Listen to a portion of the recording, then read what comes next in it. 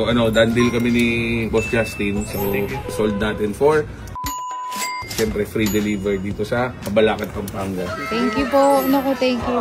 So done deal na tayo.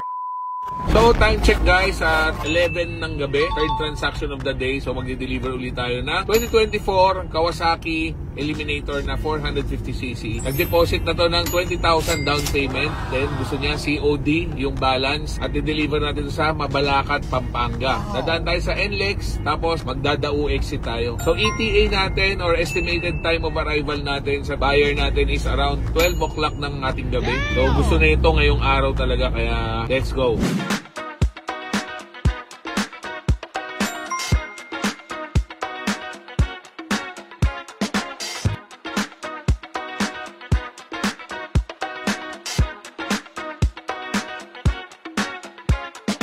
Dito tayo ngayon guys, Doña Anisha Subdivision. So hanapin lang natin guys, no?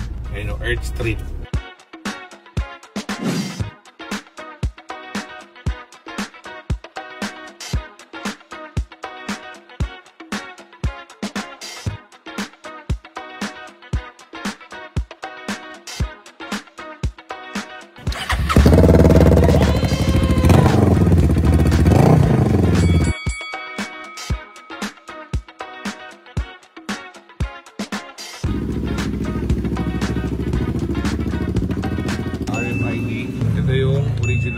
CR. Ito yung OR. Ang next registration mo sir, March 21, 2027. Open deduction sir. Pag papatransfer mo sir, pipirma ka dito. Tatlo yan. 1, 2, 3. Ito yung ID nung may-ari nakapangalan. So done deal kami ni Boss Justin. So sold natin for 280,000.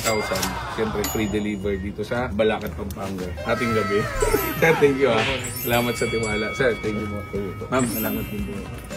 Kung may question ka sir, PM mo ko kung sa PMS, sa ganito, transfer. Sige po, hindi na kami. Ay, huwag na po sir. Okay na po isa. Kasi happy na lang kami. Okay lang sir. Sana. Thank you po. Naku, thank you.